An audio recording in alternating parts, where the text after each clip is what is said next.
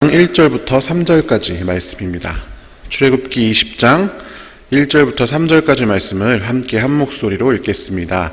이것은 하나님의 말씀입니다.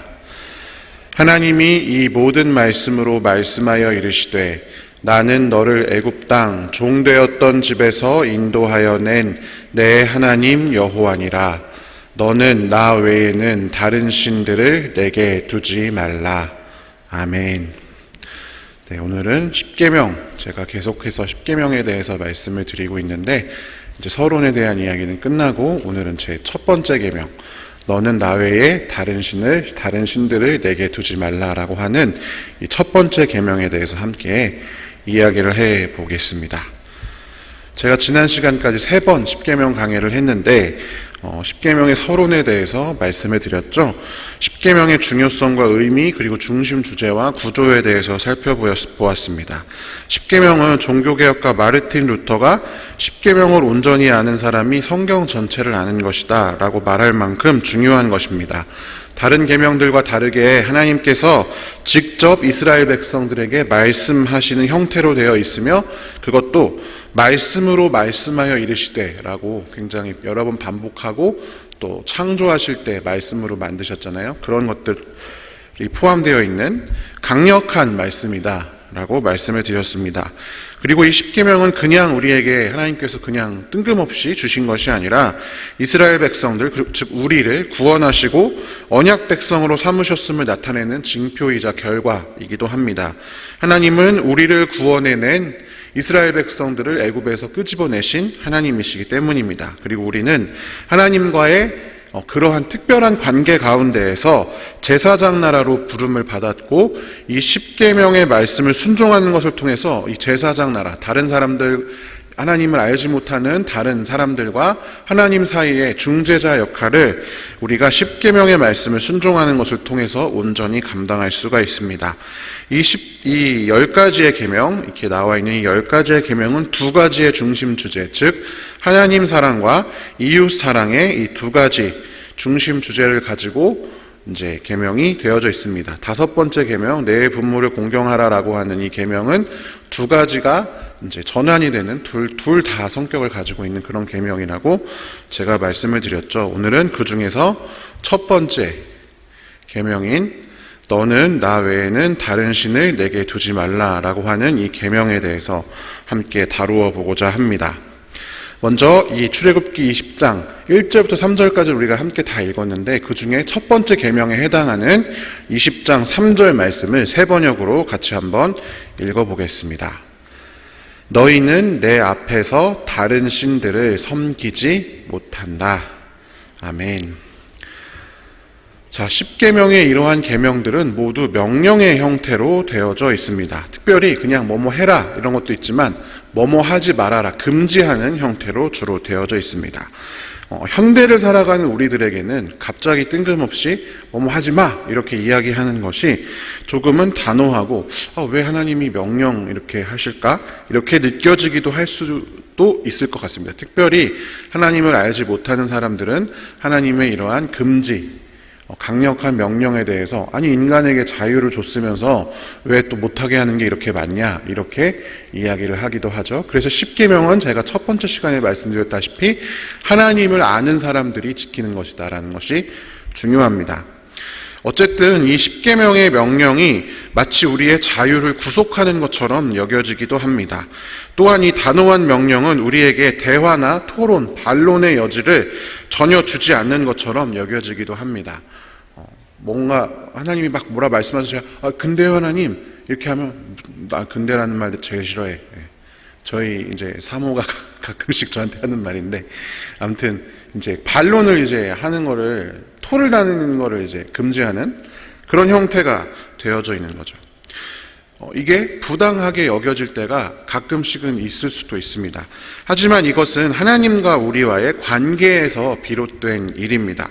우리가 하나님과 상관없는 존재다, 하나님과 전혀 관계가 없는 사이다라고 하면 우리에게 하나님께서 이렇게 대하시는 것, 배타적으로 너는 나 말고는 다른 건 안 돼, 명령하는 것 플러스 배타적으로 대하는 것이 부당하게 여겨질 수가 있습니다.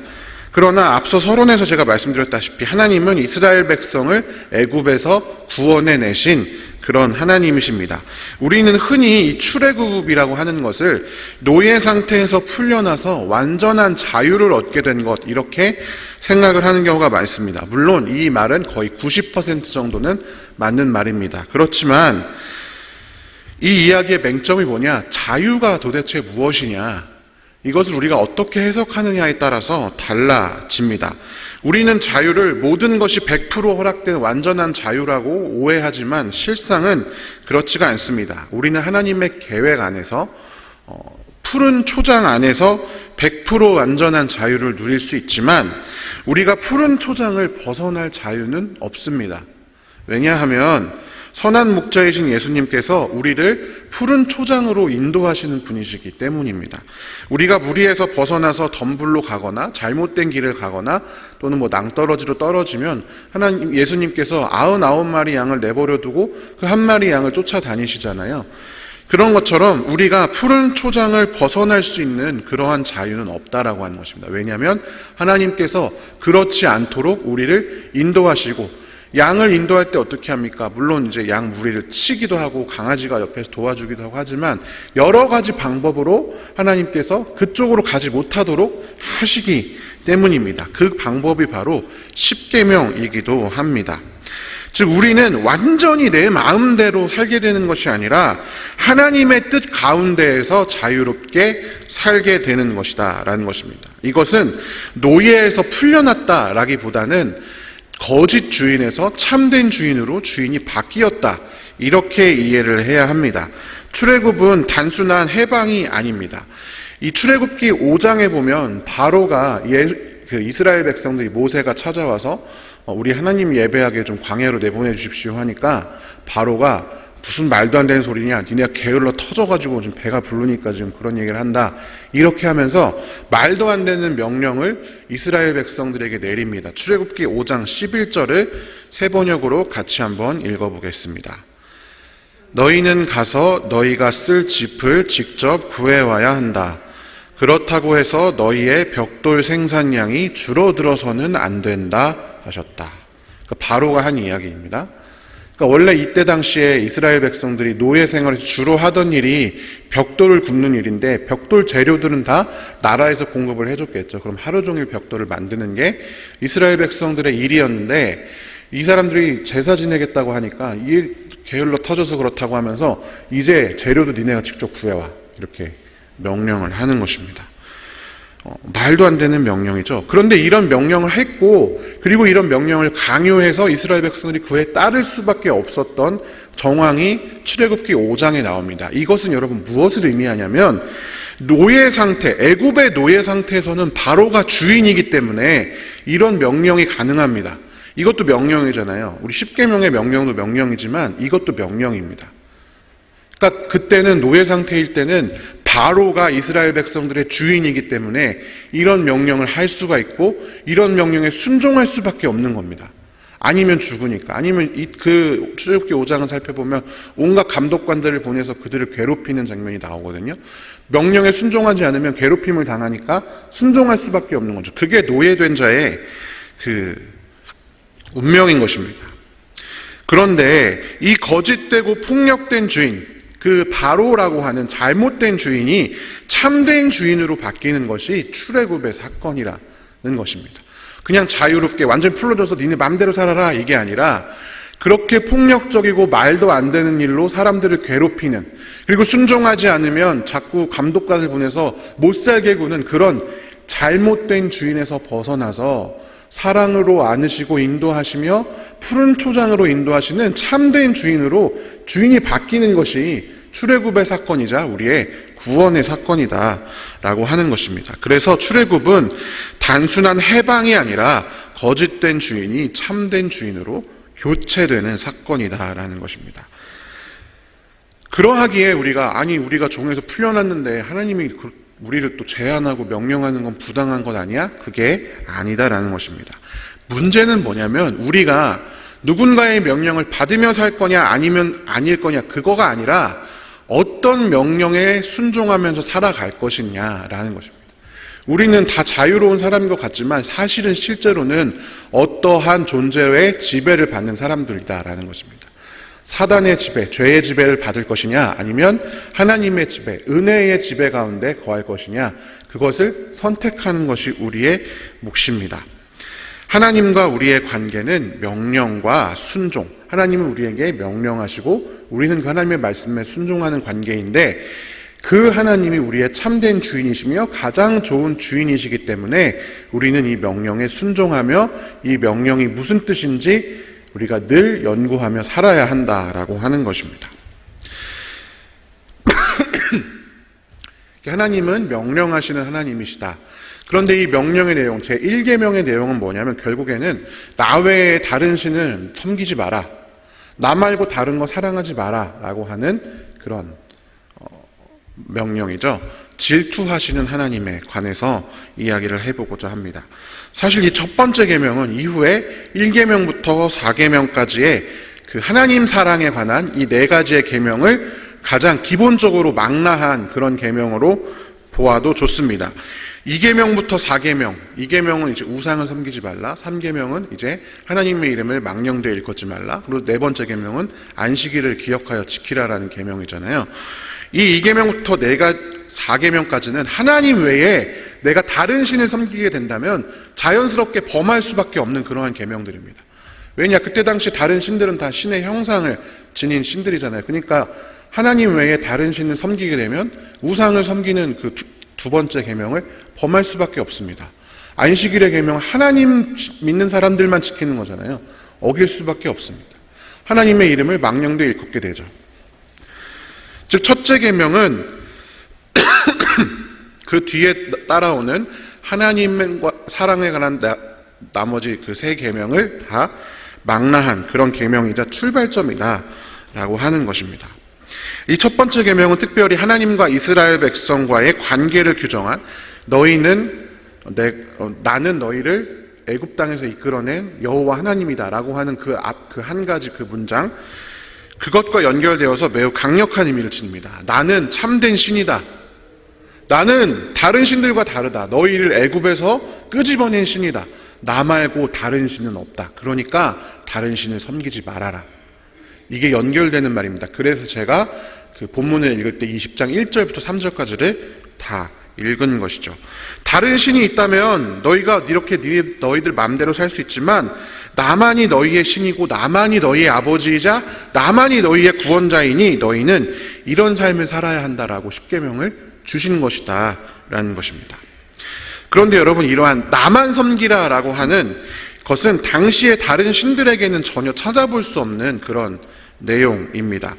당대는 다신교의 시대입니다. 물론 생활 습관이나 문화, 그 지역에 따라서 그 지역이 주로 섬기는 신들은 있었지만 기본적으로는 다신교의 시대, 이 신 저 신 다 좋은 신은 다 섬기는 그런 시대였습니다.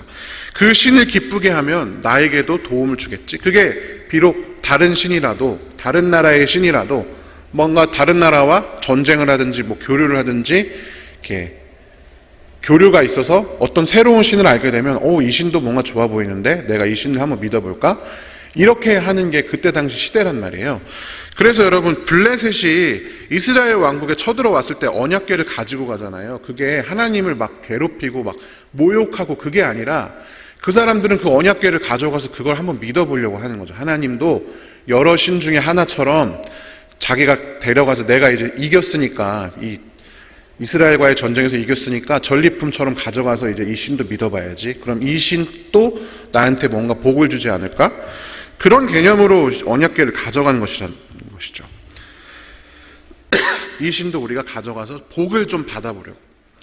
그게 당시의 신들이 어떤 거냐면 가만히 있다가 인간사에 개입하지 않고 그냥 쫙 있다가 그 자신을 섬기는 사람들이 찾아와서 자신을 기쁘게 하는 행동들을 하면 그 신이 갖고 있는 특성이 있죠. 음란한 행동을 한다든지 아니면 먹을 것을 바친다든지 자녀를 불 가운데 지나가게 한다든지 여러 신들이 각자가 좋아한다고 알려진 그런 방식들이 있잖아요. 그런 것을 취하면 이제 복을 주는 그런 게 이제 그때 당시에 다른 신들인 것입니다. 그 정도의 신이었다는 것이죠. 왜냐? 인간이 자신의 필요에 의해서 만들어낸 신들이기 때문에 그렇습니다. 그런데 하나님께서는 다르십니다. 그분은 정말 이상하게도 인간사에 자꾸만 개입하십니다. 인간을 자꾸 찾아오고 인간에게 말을 거십니다. 인간이 원하지도 않았는데 막 사람들의 말을 다 흩고 홍수를 일으키고 사람들에게 계속 대화를 겁니다. 가만히 있는 아브라함을 갑자기 불러다가 자기 살던 곳에서 떠나게 하십니다. 아들을 죽이라고 하시기도 하고 이곳저곳 떠들게 만들죠. 먹을 것이 없어서 굶어 죽을 뻔한 이스라엘 백성들, 그 열두 아들의 자손들을 다 이집트로 이주시킨 다음에 그곳에서 또 종이 되니까 그들을 이끌어 내십니다.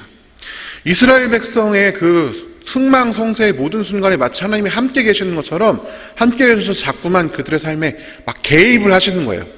이스라엘 백성들이 필요해서 그 하나님을 찾을 때 하나님이 나타나시는 게 아니라 하나님이 먼저 이스라엘 백성들의 삶에 자꾸만 나타나셔서 그들의 인생에 관여하시는 것입니다. 신전 안에 머물러 있다가 인간의 제의에 참석해서 신의 욕구를 채워주는 행동을 하면 그때 자신의 능력을 발휘해서 인간에게 복을 내어주는 그런 신들과는 기본적으로 전혀 다른 신이 성경에 나타나는 하나님이다라는 것입니다. 하나님은 시간을 창조하신 분이시고 시간과 상관없이 초월하신 분이시지만 이상하게도 자꾸만 시간 속에서 나타나신다는 거죠. 그게 궁극적으로 드러난 것이 십자가의 사건입니다. 자꾸만 인간 세상에 나타나서 말을 거는 것에서 그치지 않고 직접 인간이 되어서 이 땅에 오셔서 인간이 가지고 있는 문제들을 해결하신 분이 우리 하나님이시다라는 것이지요. 그게 이스라엘을 구원하시기 위해서 온갖 일을 행하셨을 뿐만이 아니라 교회를 탄생시키기 위해서 십자가의 죽음을 불사하신 분이 하나님이시다라는 것입니다. 그렇기 때문에 우리와 하나님 사이의 문제는 하나님이 그냥 가만히 있다가 우리가 하나님 복 주십시오 하면 복을 주시는 그런 신들과는 질적으로 전혀 다르다라는 것이 매우 중요한 것입니다. 하나님은 그야말로 참신, 인간이 먼저 필요해서 만들어낸 신이 아니라 하나님이 하나님의 뜻 가운데에서 인간에게 먼저 찾아오시는 그런 참신이시기 때문에 다른 신들과 다르게 우리에게 야, 다른 신들은 가짜니까 나만 섬기라 이라고 요구하시고 계시다라는 것입니다. 그래서 출애굽기 34장 14절에 하나님께서 이렇게 말씀하십니다. 같이 한번 읽어보겠습니다. 나 주는 질투라는 이름을 가진 질투하는 하나님이기 때문이다. 아멘. 그만큼 하나님은 인간을 열정적으로 사랑하시고 열정적으로 인간에게 찾아오시는 분이시다 라는 것이 중요합니다.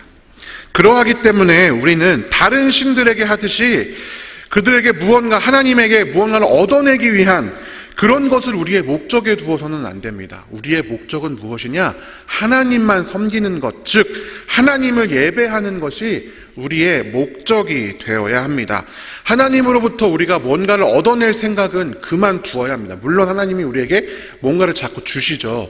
은혜를 주시고 복을 주시지만 그것이 우리의 목적, 그 떨어지는 떡고물이 목적이 되는 것이 아니라 그분을 예배하는 것이 우리의 가장 중요한 목적이 되어야 한다. 하나님을 예배하는 것에 우리의 삶의 목적을 맞추는 것, 그것이 제1계명의 의미다라고 하는 것입니다. 다른 대상이 우리에게 구원을 줄 수 있으니 우리 인생을 어떻게 좌지우지할 수 있으니 우리가 그것에 우리의 인생을 바치자, 이것이 아니라 하나님만이 우리의 신이고 하나님만이 우리의 인간사에 개입하시며 인도하시고 구원하시는 참 신이시니까 우리가 하나님만 예배하겠다라고 하는 것이 제1계명이다라는 것입니다. 그리고 이 제1계명은 다른 계명들의 출발점이기도 합니다.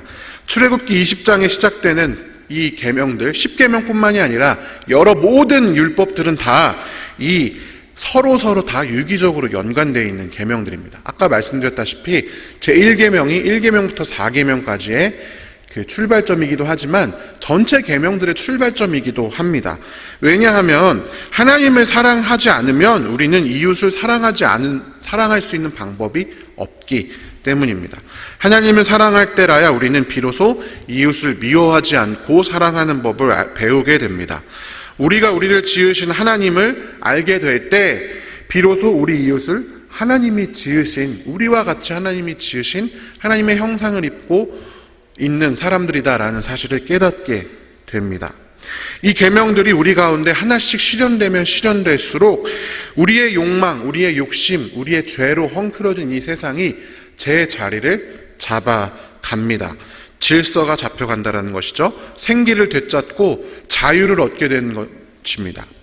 그리고 이 계명들이 하나씩 무너질 때 우리가 거짓 증거를 하고 살인을 하고 간음을 하고 하나님을 섬기지 않고 이런 계명들이 하나씩 어그러질 때에 인간 세상은 살아있는 지옥도가 펼쳐집니다. 사사기 17장, 18장, 19장, 20장, 21장 하나님이 없는 것처럼, 왕이 없는 것처럼 살았던 그때 당시의 사람들이 얼마나 지옥 같은 삶을 살았는지 한번 보십시오.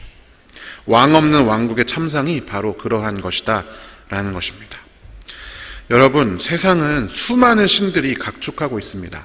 우리는 하나님 너무 쉽게 하나님은 신이고 돈은 신이 아니지, 하나님은 신이고 권력은 신이 아니지, 성공은 신이 아니지. 그런데 여러분, 성공이라는 말에 신화라는 말이 붙잖아요.